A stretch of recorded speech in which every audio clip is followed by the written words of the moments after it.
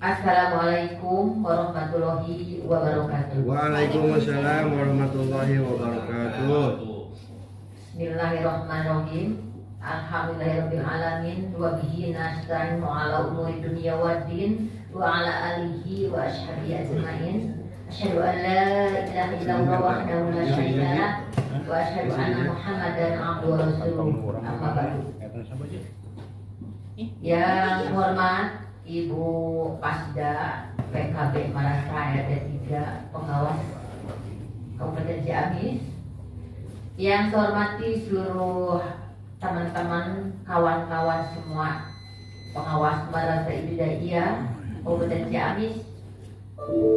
Pertama kali kita panjatkan puji dan syukur kehadirat Allah Subhanahu wa taala. Alhamdulillah kita semua pada kesempatan hari ini Allah takdirkan masih bisa bertatap muka, bisa bersilaturahim di ruangan yang megah ini, yaitu di Hotel Priangan. Pada kesempatan hari ini merupakan ketiga, yaitu kita sekarang akan membahas mengenai evaluasi pelaksanaan kegiatan supervisi dan evaluasi kegiatan PON 1 sampai dengan 4. Insya Allah pada hari ini mungkin kita semua akan mendengarkan bagaimana dalam pelaksanaan pembahasan tersebut, itu yang akan disampaikan oleh Ibu Pasda kita.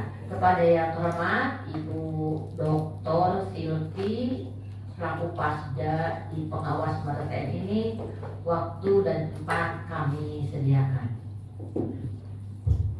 Ya. Terima kasih Ibu. Assalamualaikum warahmatullahi wabarakatuh. Waalaikumsalam.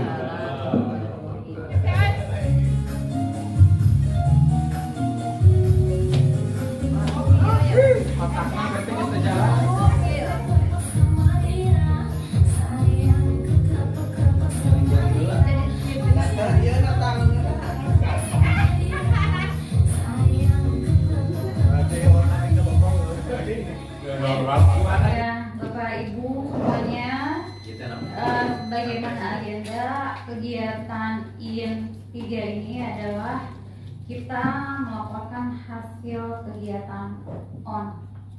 Tapi sebelumnya saya mengingatkan kembali untuk bukti fisiknya silakan diserahkan ke panitia, baik itu print out ataupun soft filenya. Iya. Saya mengingatkan lagi, ini adalah apa yang harus dilaporkan dari kegiatan ON. Terima kasih Bu Pasda yang telah memberikan kesempatan untuk menjelaskan tentang kegiatan hasil ON PKB Pokjawas Madrasah ALT 3 Kemenag Kabupaten Ciamis.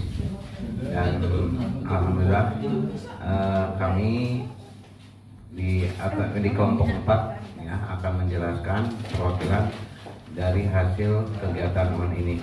Madrasah yang saya jadikan sebuah sampel untuk melaksanakan kegiatan ON yang dilaksanakan pada tanggal 9 sampai tanggal 29 November 2021 ya. Bapak Ibu, ini sekolah binaan di Min 2 Ciamis ya, Min 2 Ciamis yang terletak di Raja Desa. Kemudian ini mari ya. Kami mengajak berkoordinasi dengan kepala sekolah secara teknis ini menyusun, yaitu penyusunan prota, promes dan silabus, dan memberikan gambaran, memberikan materi, mengumpulkan guru-guru untuk melaksanakan penyusunan bagaimana tata cara untuk melaksanakan penyusunan prota, promes dan silabus. Dan yang kedua ada di ON 2 yaitu tanggal 11 ya, tanggal 11 bulan 11 tahun 2021 ini, karena di ON 1 sudah dijelaskan tata cara untuk melaksanakan penyusunan prota, promes dan silabus. Kami langsung penyusunan RPP sambil mensupervisi hasil RPP yang telah dijelaskan di ON 1.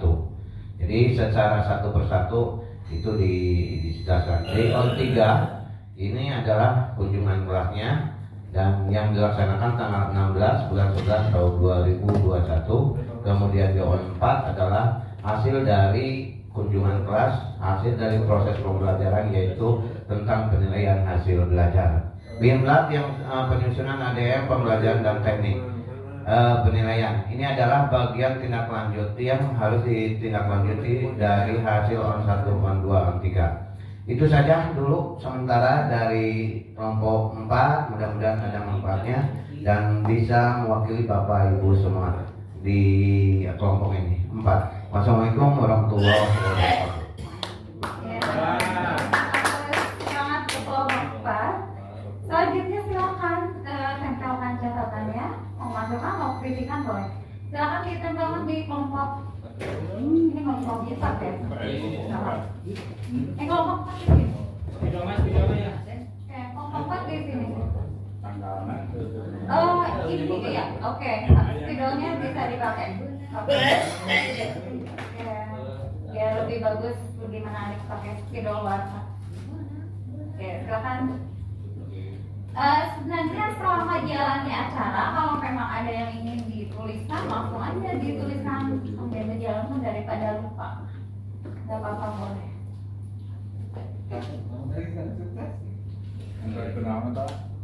Dan kedua kelompok 1 silakan ditempelkan. Hasil laporan hasil kegiatan OSIS selama 4 harinya dari tanggal 9 November, 11 November, 16 dan 18 November yang dilaksanakan di MI Cisarai, Kecamatan Cikoneng. Oke, silakan tempel untuk kelompok 1 masukannya.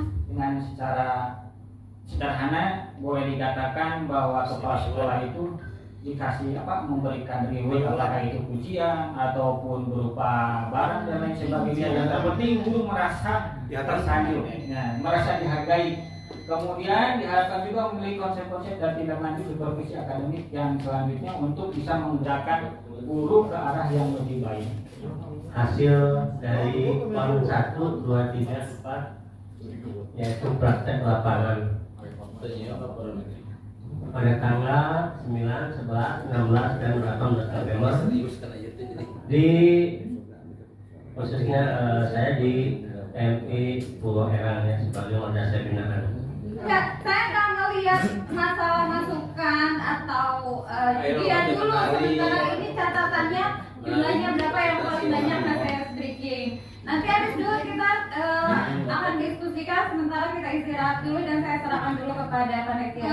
Bacakan di masukannya apa masukan atau pujian waktu masukan apakah ada penjelasannya dan nanti kita sepakati kesimpulannya seperti apa. Otomatis tanda kutipnya itu kita itu ketika mengadakan suatu evaluasi dengan teman-temannya, karena kan istilahnya kita mengadakan suatu supervisi ke semua guru. Nah, si guru ini lemah, kurang, maka kita itu jangan langsung mengatakan nih kamu nilainya di bawah standar. Jadi kita mungkin dalam menutupi kelemahan guru tersebut, otomatis kita memberikan suatu masukan arahan itu keseluruhan, mungkin itu ya. Jadi kan kita sukanya supervisi kan langsung dengan mereka itu sendiri. Jadi langsung kekurangan dan kelemahannya itu langsung dengan orang tersebut. Ya, ini saya ingin garis bawahi ini menurut saya sih harus dibahas ya. Yang apa yang harus dilakukan dalam mengatasi kelemahan guru. Ini tentunya terkait dengan teknik bimbingan. Oke, saya ingin mendiskusikan ini. Ya, oke, silakan. Berarti Bu Pasda yang menyampaikan kaitan dengan mengatasi guru yang atau mengalami kekurangan. Tentunya ini kaitan tadi pada dasarnya sudah disampaikan oleh kelompok 4, diantaranya secara umum tentunya tidak disampaikan kekurangan-kekurangan yang atau kelemahan yang ada pada guru tersebut, tetapi hal ini ditindaklanjuti dengan ada bimbingan secara khusus di mana kita secara langsung bisa memahami dan mengetahui apa yang menjadi kekurangan guru tersebut. Yang pertama kita melaksanakan bimbingan kelompok, yang mana mungkin di dalam bimbingan kelompok itu walaupun kita sudah sudah di kelompok, tapi tetap kita yang dibimbing itu harus paham tentang metode apa yang harus dilaksanakan gitu, yang harus ditingkatkan. Nah ini juga permasalahan di lapangan ya, tentang penggunaan model dan metode pembelajaran. Ada yang mau komentar?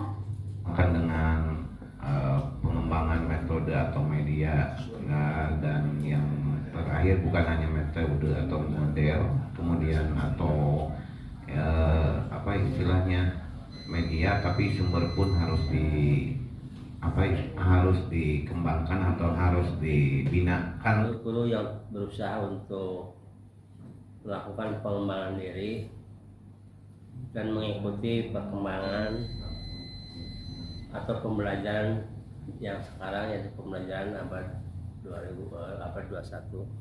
Oke, terkait model-model pembelajaran, saya juga ingin kita sharing, mengingatkan kembali tentang model-model dan metode pembelajaran yang seringkali terabaikan. Karena kenapa saya katakan terabaikan? Karena di RPP-nya tertulis, sedangkan implementasinya tidak.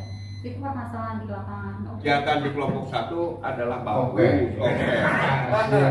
Iya, dari panca itu. Makanya saya buka. Itu barangkali yang bisa sampaikan tadi juga sudah dikatakan, saya akan menyampaikan secara rangkum atau secara simpel. Adapun ada yang kurang puas atau penjelasan dari kami atau dari saya, itu yang saya harapkan. Karena kalau sudah puas, akhirnya kita pulang gitu kan. Terima kasih Bu. Terima kasih. Ada yang mau didiskusikan? Kalau nggak ada, saya punya catatan. Tadi berbicara tentang visit kelas atau kunjungan kelas. Saya ingin kita semacam satu pandangan bagaimana sikap supervisor ketika supervisi kelas. Kita kasih tahu dulu kepada kepala sekolah karena kita akan mensupervisi gurunya.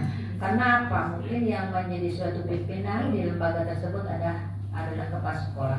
Kita beritahukan kepada kepala sekolah bahwa kita akan mensupervisi guru yang sebagaimana dimaklumi bahwa kita sebagai pengawas diberi kewajiban untuk melaksanakan dua supervisi, yaitu akademik dan manajerial. Dalam hal ini Ibu Pasda, bagaimana caranya melaksanakan supervisi akademik ke kelas? Oke Bapak Ibu, jadi intinya sepakat dalam proses supervisi kunjungan kelas kita tidak mengganggu proses pembelajaran ya. Jadi ketika itu pertama mungkin kepala pengawas itu ingin melihat bagaimana kedisiplinan seluruh warga yang ada di sana ya. Otomatis guru tersebut kan belum masuk kelas, bisa itu kita sebagai pengawas menyampaikan dulu, nah ini mungkin langkah-langkahnya dan sebagainya. Ini dalam kurikulum yang kita pakai sekarang itu kan menekankan A21 ya, di mana pemanfaatan TIK dalam proses pembelajaran harus dimunculkan gitu. Kemudian media itu juga harus diantaranya menjadi bahan evaluasi yang tadi disampaikan oleh kelompok 4. Semester kalau sudah selesai, kemudian dia print, kemudian ditandakan kepada kepala sekolah. Terakhir, terima kasih. Apa yang disampaikan Pak Aceng itu hampir semuanya benar ya, benar. Hampir kebanyakan guru memang begitu.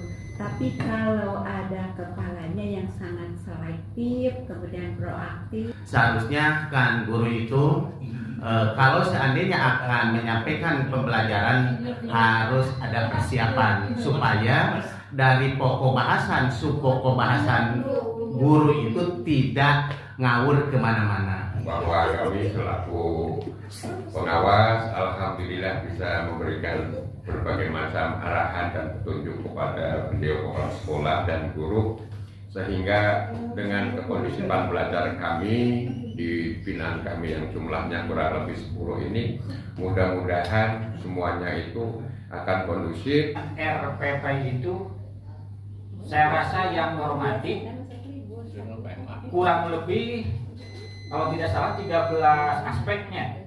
13 aspek, mau tidak mau bahwa kami pun harus bisa menyesuaikan karena memang instrumennya sama, tidak ada yang berbeda ketika PKB, dan kebetulan di lapangan pun hal itu bisa terpenuhi aspek-aspek yang ada di instrumen. Baik, hari sekalian mungkin menanggapi dari kelompok 3 bahwa mengenai RPP yang tadi sudah diperbincangkan, memang ada RPP yang berbentuknya panjang ya dengan beberapa langkah-langkah, tapi ada RPP yang 3 langkah itu ya, yang simple, yaitu yang hanya tujuan, kegiatan dan penilaian. Itu untuk pembelajaran agama, karena kita ini Kemenag, maka diarahkan ke 5164 yang modelnya ke pinggir sistem kolom. Ya, tidak seluruhnya. Nah, pada dasarnya ya RPP-nya ya dibuat sebagaimana regulasi, ya. Nah, yaitu regulasi SKDJ nomor 5164. Tapi kita ada sedikit istilahnya ada tambahan ya. Contohnya begini, bahwa di sana bahwa untuk pembelajaran pembuatan RPP ya, itu kita harus merujuk dengan pembelajaran yang ke abad 21. Ya, terima kasih untuk hari ini. Mohon maaf atas segala kekurangan. Insya Allah kita bertemu lagi di besok in keempat. Terima kasih.